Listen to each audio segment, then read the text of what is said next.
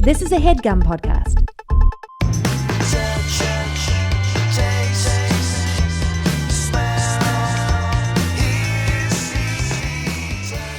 Hello, how are you?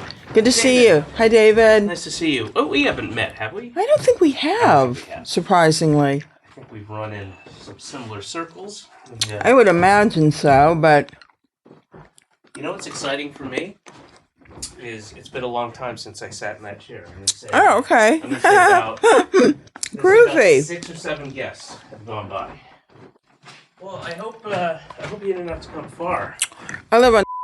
That's not far. So I got in my steps. Yeah, good. Well, it's just soaking. I know, it was a little funky, but it's okay. Yeah, I'm not complaining, but it wasn't until I was in the elevator when I realized, like, why you were did wet. I got off. I usually, get out and walk through the park on whatever day it is, and Did you take the subway over? yeah. Where do you live? Brooklyn. Oh. But I was like, I could have just walked to the end, just walked through the subway to the Union Square. It was stupid. I gave myself an extra, 8 minutes in the pouring rain with no umbrella. I know, sometimes you didn't have an umbrella. I wonder. Because I'm proud and stupid. Thank you very much. I think you're literally the first guest I've had who, I'm going to say in like 70, 80, I don't know how many of these I've done, who We I got here here before was you? sat. No. The people but were like right in the chair, ready to go. Well, I do a radio show every week on Sirius, so... I didn't know that. Yeah, Sandyland. Plug You it. should come on. Okay. And we'll plug it. Should we leave Yeah, now? let's just go. Where's the office? Because we do. How long does this have to be technically? Because we've already. I mean. Oh, you've been shooting it already? Good. Yeah. Because I think the best stuff always happens when you think nothing's on and you agree. first sit down and you first meet each other. Yep. That's why I do it. Yeah, I love that. Are you from here? No, Where are you from? I was born in Michigan, Flint, Michigan. Ooh. And then we moved to Arizona. No, that was many, many years ago, honey. Right. Long before you were probably born. Okay. And when Flint... Sound like you have a little bit of attitude about it. Well, I love Flint. Okay. Flint was amazing. Flint was a I boom guess that town. is the But, key word. these places are subject to subterfuge, by the American industrial, system. Yeah. But, it was a great town. Right. But then we moved out to Arizona when I was 10.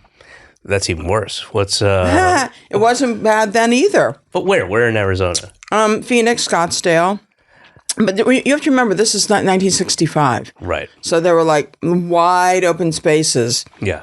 You drive from Scottsdale way out to Cave Creek and beyond, and there was just miles of empty space with desert terrain and wildlife, and it was beautiful. And I went horseback riding, where now it's probably like so built up you wouldn't even know that there had ever been space to horseback ride. Right.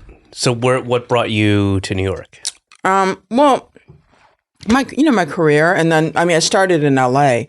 in the 70s. I moved to L.A. When I was 18, 19. I started performing, and I'd always come back and forth to New York. My whole adult life, and then I had my baby in 1998, and then I met my partner, my girlfriend, who we've been together for almost 26 years, and she was based here. Mm-hmm. So I just... You have a very New York vibe about you. Well, my whole life, people assumed I was from New York, so it makes, total sense that people think that. Because I'm, I don't wait for things to happen. Whether it's crossing the street, whatever it is, I just get it done. It's... You're a premature street crosser. It's fine. Yeah. I think it's just a nice metaphor for all the things in life that you can take control of. When you're crossing the street and there's clearly no traffic and you choose to cross the street and other people wait there and you go, hey, I'm from Phoenix, lady. I'm cautious, but also willing to, go. Just go. Yeah. I look both ways. That's smart. Otherwise, you probably wouldn't be here. God forbid. That is a phenomenon that I'm going to say maybe 8 years ago, I was on tour and I was in Boise, Idaho, which is beautiful, but there's like big stretches kind of in the quote downtown unquote area. Yeah. And you can see for quite a while. I mean, you can see till the vanishing point basically, and clearly no traffic and people are waiting at the light. No traffic's coming. Yeah. You're in no danger. There's no sense of urgency in some of these places. You know what I mean? It does. You don't need urgency to just go, hey, my path is clear. I'll continue forward. But you do, because in New York, you're always on the move. You got to get somewhere. And well, even if I didn't live in New York and I'm not from here, I would still, I thought like I fit. And I've noticed it more now, but like, why is it impolite or something? Why are people here? I think they follow the rules, and I don't. And I think that they. I think that's part. But I also think there's a lot more time in places like that. They're not. They know when they have to be somewhere. They're not rushing to the theater. They're not rushing to meet friends for. I mean, it's just a different lifestyle. Right. It's still absence the urgency. It's still odd to me to be you're moving forward. And you stop yourself. So it's got to be something about the rules or something like, society will collapse if we all just cross the street. We'll meet in the middle. I think Literally? I think it's both things. I don't want to meet in the middle, and then that's where the traffic is. Well, I'll meet you on the other side. Perfect. Okay. I have noticed it, though, since that first time in Boise. And it's usually a place like Boise where you're like, why are people... And then I'm self-conscious, not self-conscious, I'm aware. I'm self-aware that I am crossing the street and they're choosing not to. And then what are they thinking? Like, there goes some asshole New Yorker. Well, I doubt they're like even aware or thinking or judging. Oh, I know. I don't. That's just in my head. Yeah. I'm the star of my own movie. Well, it can be good or bad depending on your emotional state. Have you been to Boise? Mm-hmm. Do you tour? Is that something? Yeah. Yeah. I do. I do 3 or 4 dates at a time. I don't do like a whole big swath. And what part of have you hit like the smaller kind of rural? Do you do that stuff? No. No. I don't. I mean, I'm sure there are fans and people who like me in those places, but it wouldn't be cost effective. I also sing, and I have a band. And I usually get local musicians, and it's a lot of work to do that. My musical director puts that together, but unless I know there's going to be like enough of a turnout, it's really right. It's cost, but I mean, if it's stand up, it's just you and a mic. Yeah, I don't do that per se. What do you sing? What do I sing? I mean, I have a very eclectic songbook. It's like I draw from a lot of rock and roll, some, once in a while I'll dip into like, a little something country and Western just because maybe it's like has something to do with what I'm talking about, but mainly just, rock and roll and things that are, evocative and that I can bring my own sort of. Do you use the music to thread through a story? I usually bookend a story with a song. Occasionally, I used to do that a lot more. I would tell a story and then go in and out of the song, but now it's usually just like a story that doesn't really totally relate to the song, but for me, it's like it's sort of a subtle reference to to whatever that experience is that I've been talking about. And do you I don't want to say encourage, but do you discourage any kind of audience participation in the sense of, is it a dialogue or it's just you doing your show? I've done that over the years, but that doesn't interest me at this point. There's too many people who are already like think they are the star, on Instagram and TikTok. Right. So I'm not going to like encourage them. If you want to go through the process spending, 5 or 10 years getting where we are, then by all means do it. And sometimes I will talk to somebody because they're usually my audience are like, they're there because they love me and we might have a moment, but no, I don't encourage it. I guess I meant that more in the difference of stand-up, which I think you just sort of subconsciously have as an audience member, have this feeling like, oh, they're talking to me or they're talking to us. And sometimes there are questions that are, you can't tell if they're rhetorical or not, in a stand-up routine, as opposed to, it's like Sandra Bernhard and it's your show. You know what I mean? It's more encapsulated and enclosed and as you said, bookended by there's songs and stories and stuff like that. Is there a difference between those two forms for you? Yeah, there is. Yeah. And I mean, that's, I started in the comedy world, Comedy Store and Improv and all the places in LA and Catch a Rising Star. So that's how I started doing stand-up. And so I can more than, easily handle hecklers and people, believe me, but it's not what I'm trying to do. Right. I understand. I'm telling stories that I've written that are crafted, and I don't want to be interrupted in the middle of a story. I gotcha. I understand. Yeah. And I mean, you don't want to be interrupted when you're telling a story in stand-up, but it happens, and it's just sort of...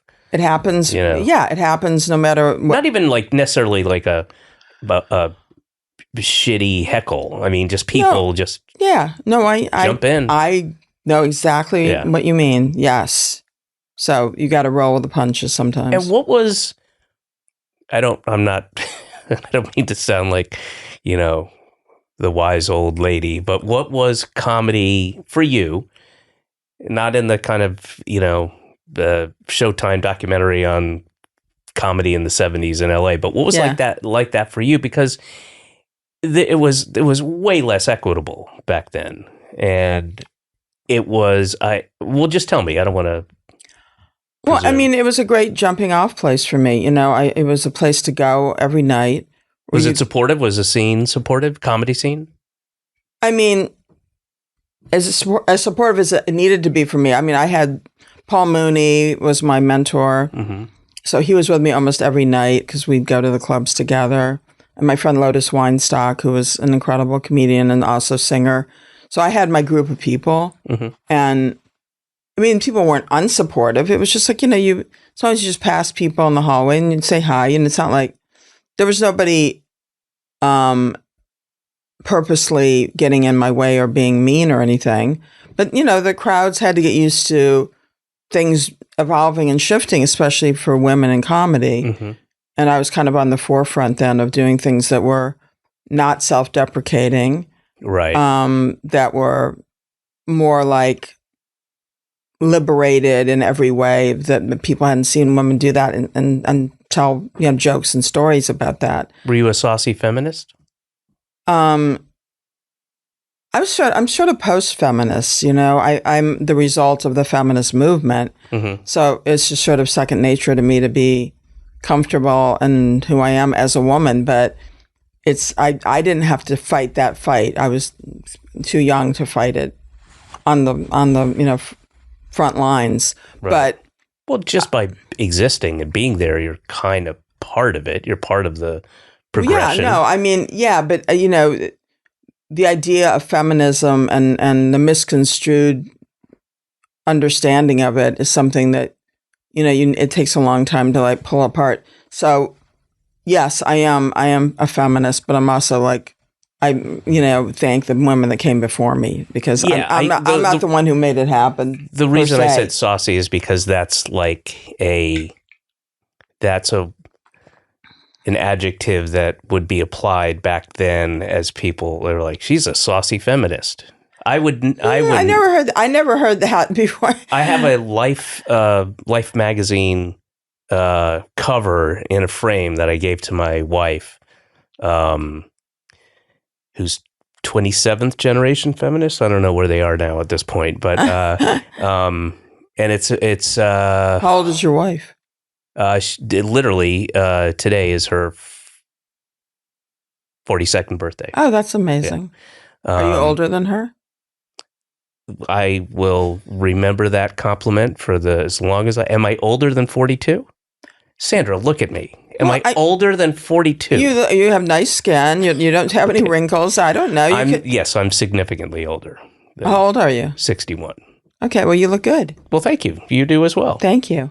Do you want to say your age? Yeah, to me. I'm on June 6th, I'll be 70. Wow. Well, you look good too. And we're not that far apart. Right. Culturally, I think there's a big gulf, but age-wise, not that much. You know? Why culturally?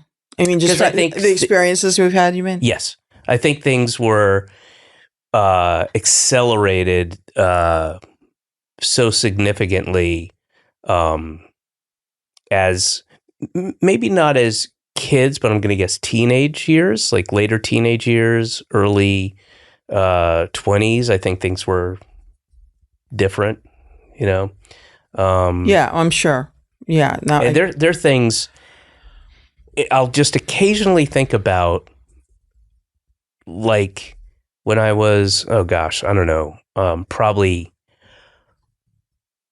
until my mid to late 20s. I don't think like ATMs didn't exist. Right. And what you had to do, and not like you weren't that conscious of it, it's just what you did. But the idea that if you didn't cash your check by Friday before the bank closed, you had no money for the weekend, and you had to borrow money. You had to figure, and there's more like you hear those. You'll read a book that takes place, pre 1990 or something like that, or see a movie or something, and the whole idea of credit at a bar or credit somewhere, it's like it doesn't make any sense, right? It's like, and if you really had to figure out your shit by Friday before the bank closed, or you had no money, Well, that's why I've always kept piles of cash around, because I still go to the bank and cash a check. I never use an ATM. Well, that seems kind of crazy. I don't like it. I don't want to use an ATM. Why? Because I don't like that way of. I don't like that transaction. What don't you like about it? Do you not trust it? I just don't like it. I'm not comfortable doing it. So I go to the bank when I need cash, which is rare because... Well, that also is different now. You don't really even need that well, cash. Well, no, I use cash quite a bit. And but you don't need it, is what I'm saying. No, you don't need it. Yeah. But if I need it, I will go to the bank and cash a check. And I enjoy that. But you also have several piles of money under your mattress, right? Or I don't know if it's under your mattress. Yes, I do. So I don't usually need to cash a check, but sometimes I do. Because I just want to. you enjoy... Because I need cash when I'm selling my merch on the road. Yeah, but do you have a tour manager or anybody who does that? Well, they should be handling your merch. I give them the bank. They don't. I mean, it's a very small operation. I like to keep it. I like to keep tabs of it. On it. Have you even checked in with whoever's the tour manager and said, like, you don't mind that I'm doing stuff like the way they did it 60 years ago, do you? No, she loves it. And even though there's conveniences they'll be wildly make her life better. I want to keep control of the situations. Money disappears, merch disappears. We like to keep a tight rein. But I don't understand what going you don't need to go deep into this. It's okay. It's just how I operate, and it's worked for me. I do want to go back because I didn't know this at all, that City National, because I know City National, I've seen their banks, are for like a upscale market. Is that the way to say it? Or I mean, obviously anybody can bank there, but they do seem to have like so it's just another level of service. It's become that. I don't know. Well, explore it. Where do you bank? At Chase or something? No, I have credit cards, but I moved all my money to a local bank, a Brooklyn bank. That's cool. I love that. It's I want to support the neighborhood. It's a small bank, and it supports the neighborhood. Amazing. And that's wonderful. And yeah, more people should do it. And it's and I was at Santander. or however that's pronounced. I lived in the East Village for 12 years, and there was a bank literally at the base of our apartment building, right? Co-op, and so it was convenient. I didn't do any research or anything like that. And then when I moved to Brooklyn, it was less convenient, and I decided, and this bank opened up in Brooklyn. That's a local thing. So it's awesome. Been there. Yeah. Love that. So, well, now we've addressed all of our financial concerns. Let's do health. Should we do health? I don't know if I have the energy for that after that deep dive. But okay. you tell me. No. This is your game. So you go, jump where you want to go. That's true, but you are my guest, and I'm glad we got on here because I want to say this, and I'm going to tell you exactly who it was, because somebody wrote to my publicist, or the publicist for the show, and hang on one second. Here we go. Forwarding, this is from a gentleman named Leo. Comment on David Cross' podcast regarding Canada tariffs anger. Okay, so this is airing now. Not now as people are listening, but now as you and I are sat in this room discussing things. So this is what's the latest one. Dear David, first, I just want to say, love your work. Big fan. But, all capital letters, but, excuse me. I was just listening to the most recent podcast that came out with, excuse me, Nimesh Patel. I was heartened and thankful to hear you noticed how fucking angry Canadians are. So I was in Canada for 2 weeks, just a little while back doing shows. However, I feel you missed on the reason for that anger. It's not just the tariffs. That stuff happens all the time as politicians come and go in both countries. It's the 51st state talk with the president saying he wants to destroy Canada's economy with those tariffs to make it easier to annex the country. Canadians don't see this kind of talk as a joke. We see it as a threat to our democracy and our way of life. I think it's also more than just anger. In a way, it's mourning. Like most other Canadians, I grew up appreciating and admiring American culture. But now, no matter what happens, we can never really go back to how things were before, and that really sucks. Thanks for reading. Do what you're doing, Leo. So I wanted to put that out there. That's from Leo. Thank you, Leo. I agree with Leo. And I was remiss in not bringing that part of it up because so I did, and I just got back. I did 2 weeks in Canada and then a month in Europe, and everybody has asked me, oh man, what is it like? What's the vibe? And it's not as, they're not happy in Europe, but it's more, it's not as visceral and palpable as it is in Canada, and they are fucking pissed, and they should be. They have every right to be, and it's a bummer for most of us, that this is happening. No shit, Sherlock. Yeah, that's the understatement of the century. It's a unmitigated disaster. Okay. On every possible level. Well, they're not if you're in the Trump family or the Trump orbit. I think it's doing well for them. Well, that's a given. That's why they're doing what they're doing. So it's not everybody. So somebody is benefiting. We can find a silver lining and go, well, at least somebody is happy. If everyone was, then you'd be like, what the fuck? But there are, 50, 60 people that are happy. And isn't that something at the end of the day, Yeah. I mean, if we're just sort of having a laugh about it, I guess that's true. But I guess I feel a little more, I try to see the positive in everything, and my hat's off to you. That's wonderful. Well, thank you for doffing your hat in a figurative sense, and it helps me go to not be so negative. I have acid reflux and it helps with that. And, to look at things and go, well, somebody's benefiting, Yeah, well, there's other ways of just letting it go, which, I try to do on a daily basis. But, you got to absorb it and intellectualize it and try to figure out the best way to live with it. And everybody has their own, sort of. Have you thought, and it more than just a thought, but about leaving the country? No. Okay. Absolutely not. Yeah. No. I would never leave. This is my home. It's where all my friends and my family are. And, I don't feel the need to run from it. I'm not personally afraid or, so angry and offended that I have to leave. No, I'm here. I'm going to contribute to the positive, outcome that I can, make happen. And I'll just, stick around and see how it goes. Okay. Yeah.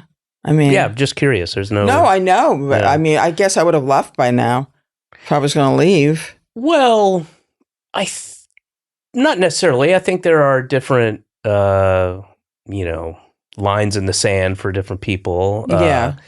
I mean, if they come knocking on my door and try to take me away, then it's too late. maybe I made a misstep, but. But I mean, that's happened before historically, and true that. I mean, we'll see. We'll see how far this goes. Yeah.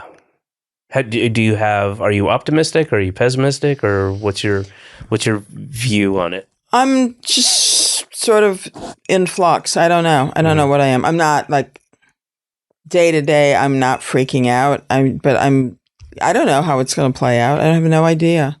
And I can't really. I don't think anybody does. I can't at this point look at anybody and think that's the person who's going to be the game changer for us. But I'm sure somebody will, materialize soon that comes along. We go, this person seems to have the, wherewithal to.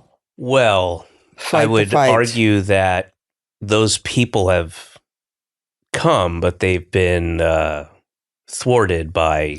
Right, but I'm talking about DNC and the powers that be. I'm talking about the next, round of elections and possible changes.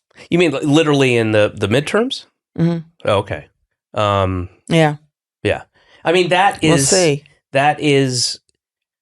I mean, I am not prone to hyperbole, but I think it's literally our last chance. I think that's the last. Yeah.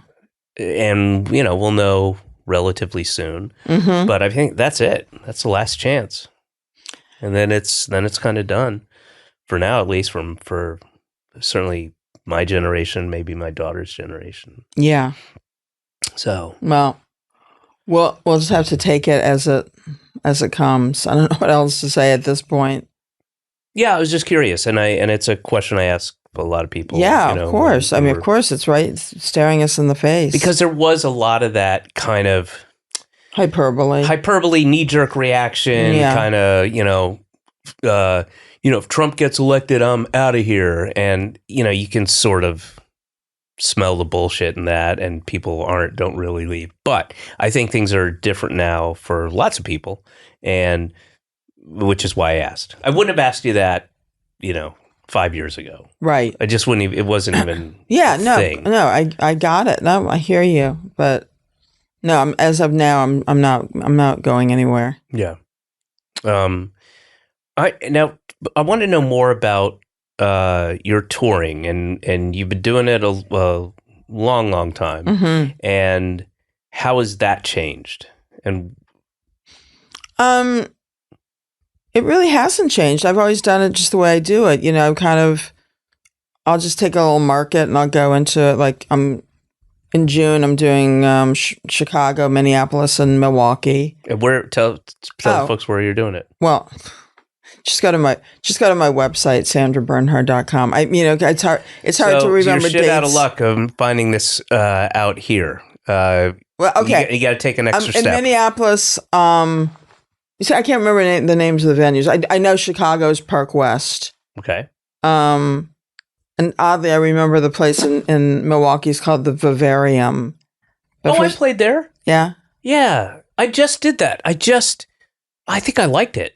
It sounds cool. And then the venue in Minneapolis, I played a couple of times, and for some reason, I'm just not thinking of it. And it's a great venue. Is it First Avenue? No. I played First Avenue. I don't want to look in the middle of this. It's a waste of time. But you can go. You just go to my website, because then you can also link to buy the tickets. So. And what's the name? What's the website? SandraBernhard.com. All right, you heard it here first. Straight ahead. You can see all my dates coming up. Okay. In Chicago, Minneapolis, and Milwaukee in June. Exactly. Yeah. Then more dates later in July, and then dates in the fall. What's your favorite place to play regionally? Well, I love Chicago. I love where I'm going soon, because those are always there's loads of smart, wonderful people who've been coming to see me for years. San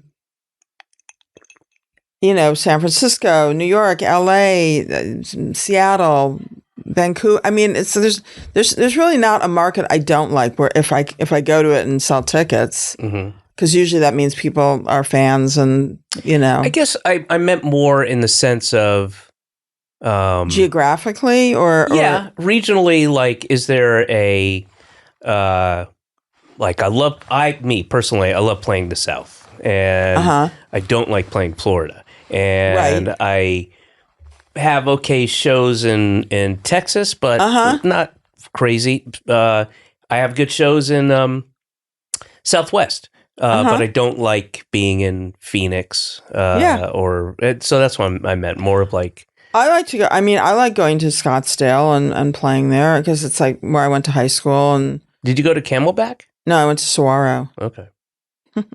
I went to Camelback High School for like 3 months. Are you kidding? So you lived in Arizona? I did, briefly, yeah. Your dad was on the move? That's one way to put it. Yes. My dad had left the family when I was 13. I went out to... From where? Roswell, Georgia. And that's where I'm from, Georgia. And, got it. And then he was in Fountain Hills. We were in Fountain Hills, staying in a family's... guest house? No, it was part of the house, a little room that he was staying at. He was a very proficient... he was like I don't want to say a con man, because he didn't like steal money, but he charmed people. He was English, had a British accent, which I would see get dialed up and down, depending on the situation.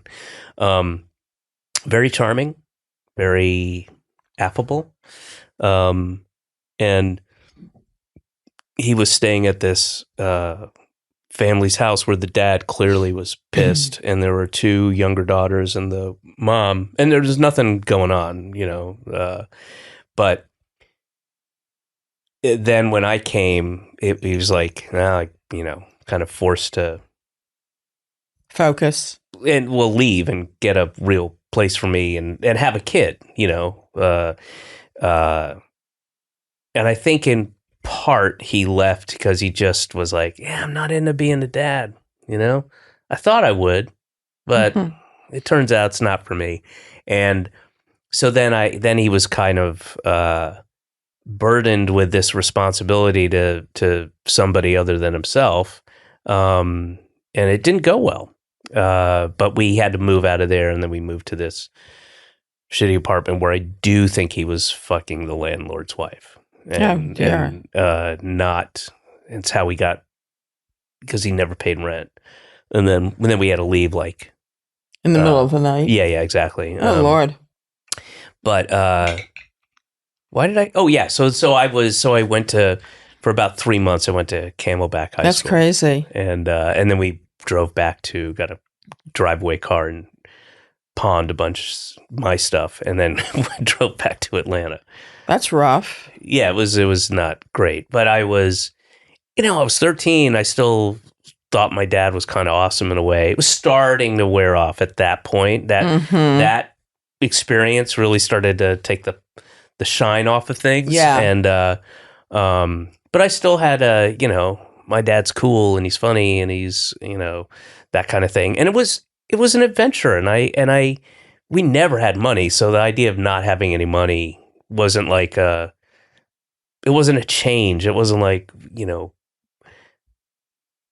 it just felt kind of like normal that we would, be psyched about getting a thing of bologna, like Oscar Mayer, where you peel back the thing and a small jar of mayonnaise. And that's what we'd, roll up the bologna and put it in the mayonnaise. And then like a box of dry cereal, like Fruity Pebbles. And I would eat handfuls of that. Like that was kind of, I didn't look at it like, oh man, I'm so poor. It was just like part of the. I mean, it wasn't as fun as cashing a check at the bank in person, but it still had its own kind of. It was, it was all part of it. You know what I mean? Yeah, so, it sounds like it. Yeah. Sorry, I didn't want to make this about me or my shitty dad, but but yeah. So Camelback and I was hoping that if I referenced that, you'd go like, "Whoa, shit, that's weird," Well, but meaning you might have gone to Camelback, No, and you'd be like, "Oh, wow, no, I went to Saguaro." So I mean, but it is interesting that you had an Arizona experience. I did, yeah, and I do not. I've been to Phoenix a whole bunch, and I've had great shows there. Really enjoy the shows. I'll play the Van Buren. Great little space, and really enjoy it. But I do not get the appeal of Phoenix at all in any way. Certainly not now. I mean, it's so overbuilt, and like it's just there's nothing going. And isn't it like the 5th largest city in America now, or it's way up there? I have no idea, but a lot of people moved over from LA, and there's nothing appealing about it. And it's a city I know this sounds like a bit, but I'm not. It sounds like a bit because it's crazy, but they have everywhere you go, like in the downtown or anything, where they have those, mixed use buildings where there's a bowling alley and a movie theater and a Cheesecake Factory and whatever. So you go out to these areas where they have like nightclubs and stuff, and for 12 square blocks, every corner, every business has those automatic misters, right? That mist air on you, and that's so people don't die. Who the fuck wants to live in a place where you have to be misted or you'll die? It's very strange. Yes, I couldn't agree more. But again, the nice thing was I got to experience Arizona as more of like a natural, beautiful place. Yeah. Before it got, before most of this country got, taken over by tract housing and. Yeah, I mean, Atlanta is markedly, wildly different than the Atlanta I grew up in. Yeah, I mean, it's I'm huge sure. now. No, I've been going to all these cities for years too. Yeah. I mean, working, performing, and things were much different in the 70s and the 80s, and even to a certain extent the 90s. And now you go, and it's just like you feel like you're in the same place all the time. Yeah, it is. And they lose their character. And yeah, but I think these are all like kind of obvious, observations. So it's sort of like, what are you going to do? You got to just find your little, peace of mind wherever you are, and go to places and do your gigs. And do you have a retreat from the city? Do you have a place where you go? No, I don't. But you love the city. I love the city. Yeah. I mean, because I live far west and it's pretty quiet over where I am. Some nice local restaurants, and I know all the neighbors. When I walk my dog and I see people and talk, so it has a very nice cohesive feeling to it. Oh, that's one of the things I love about New York is you really know your neighbors. You really do. I mean, just it's a for all the pretense of like the South where I grew up, and there it's definitely people are more polite, more like good morning conversing kind of stuff. And but I didn't know, outside of a handful of people, didn't really know the neighbors that well. I mean, in your apartment complex, you know people, but not. But here, I know. If just, and not even that I made a concerted effort. I know the mailman. I know the guy at Key Foods, and I know my neighbors, like literally across the street and down the street, and there's a block association.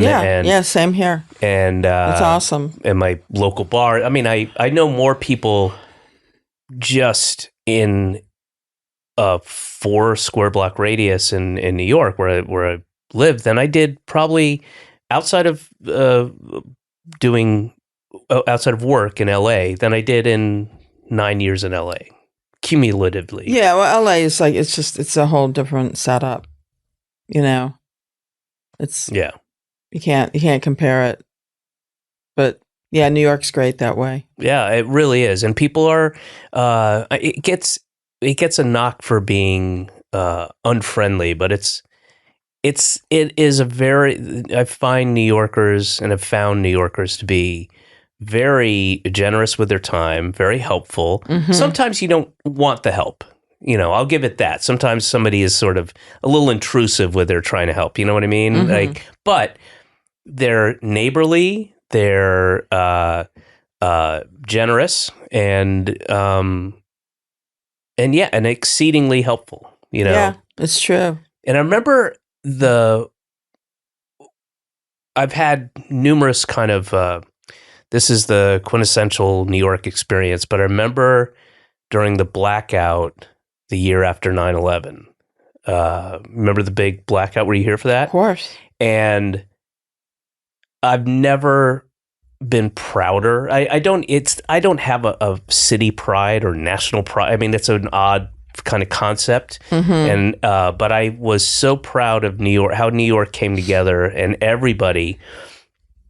And this is so New York too. Like I can't imagine this happening in Boston. And I lived in Boston for quite a while, but and everybody was still on edge because of 9/11, like what's going on. Yeah. We were trying to get information. Totally. And, nobody's price gouging batteries or shit like that. Right. And everybody is, when we started to understand after a few hours, okay, the whole grid from Canada to down into the Ohio Valley, we're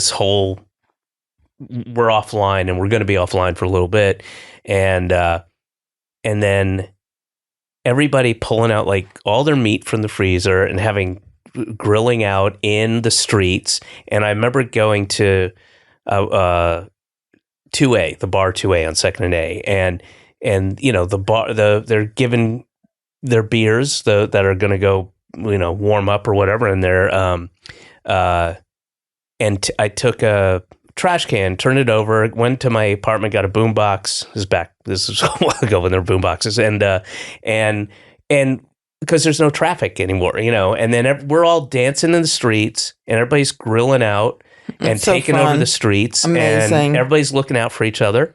This is when people really come together in these situations that are where all the exterior, distractions fall away, mm-hmm. and people just, allow themselves to just be who they are with each other. And that's sort of like the ultimate goal, but it's very hard to do that day to day because people are just, caught up in their work and their world. And it's just, that's why those moments are so special. Like, any sort of like weather or, sort of surprise, shift and, in the or something scary, and where people have to look out for each other. Right, exactly. I think that's where people show the best sides of themselves. It's not about like retreating into your doorway with a gun. Well, I would be sad to think that's what people do, but some people do that. I don't know. They're paranoid. They don't trust themselves or anybody else. So I guess that's just a sad reflection on them. I'm thinking of moving to Phoenix only because I've been listening to myself. I'm going back and listening, and think I haven't given Phoenix a fair shot. I think you're pulling my leg, but that's okay. I am pulling your leg. I'm not going back to Phoenix. I mean, I will go back to do shows. I think shows. if you go back to Phoenix, your wife won't be going with you. No. So that's probably a deal breaker for both of you. No, I'm not going to Phoenix. I'm not going to Houston. Houston's another place. I'm like, sorry, man. I don't understand the appeal. There's great, cool places and cool people and all those, but take your stand. If you don't like a place, you don't need to No, I'm very lucky that way. I acknowledge how lucky I am to be able to do what I do, and I get to live wherever I want. I mean, I wouldn't, I could save lots of money by not living in New York. Right. We all could, for sure. And taxes and... Yeah, I choose to live here for so many reasons. And now especially that I have a daughter. How old's your daughter? 8. And wow, that's a big deal. You started super late. Yes. You got a lot on your plate, honey. Yeah. Yeah. That's the best years are yet to come. Yeah, I'm kick your ass. I'm aware. I know. Well, I'm enjoying this stage. Were you married before this? Is this your first marriage? This is my first marriage, yeah. And how long you been together? Since 2008, early 2008. Okay. Oh, actually, wait. What is it, May? So, yeah, we've been together for 17 years.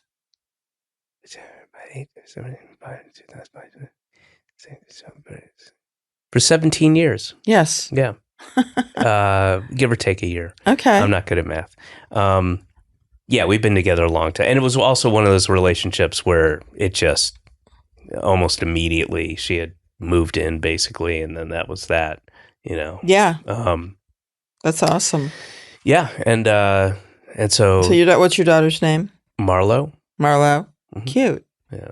And she's pretty awesome. And they came over to London. I was in Europe for a month touring and I carved out some time and during her spring break. Yeah, so you could go and do things. Yeah, and it was great. And my wife and I were both like, boy, this is, she's been to LA 3-4 times and we go to Atlanta 3-4 times a year.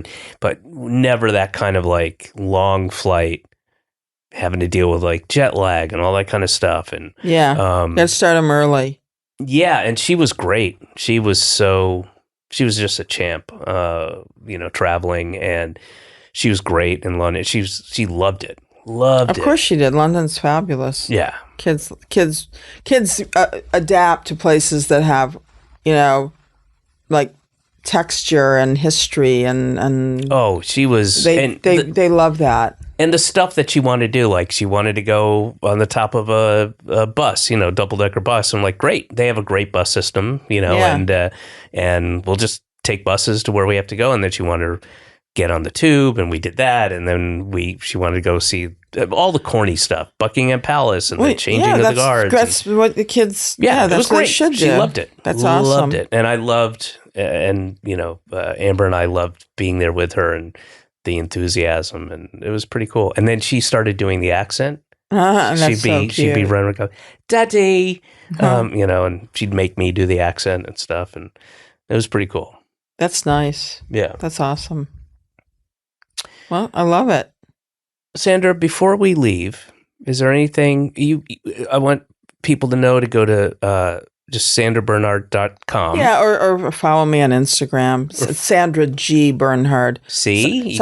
Somebody took my name, but my middle initial is G, so it's Sandra G. Bernhard. That's why you got to say it. You'll know it's me. That's why you got to say it. Yeah. For information on shows. Now, I end every episode with a question from my daughter. Oh, I love that. Okay, and you feel free to answer in any way you see fit. Okay. So your question right now is, Sandra. Oh, and also, I want to say that what a treat that you popped up on one of my favorite shows, Severance. I know. It was a great experience. I bet. Yeah. I mean, I love that show. It's amazing. And had you seen it before? Oh, yeah. Yeah. For sure. That must have been a bit of a thrill. It really was. Yeah. It's such awesome. a cool. Yeah, Ben Stiller called me and asked me if I would do this part, and I was like, absolutely. Yeah.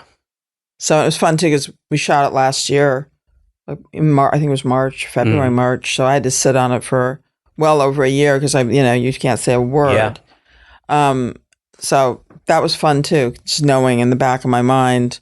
It would sort of come across, oh yeah, that's going to come up soon. Will your character be coming back? You don't know. No, I don't think they even know where the story's headed. I mean, I don't know when they're going to start shooting again. I don't know. Yeah. I'm totally out of the loop. Okay. All right. Well, it was cool. But yeah. Okay. Here is your question. Okay. Sandra Bernhard from my 8-year-old daughter. Love it. Why do moths like light so much? Why do moths like light so much? I think it's warm. I think it's clarity for them. It's like, light. I mean, who doesn't like light? People are attracted to light.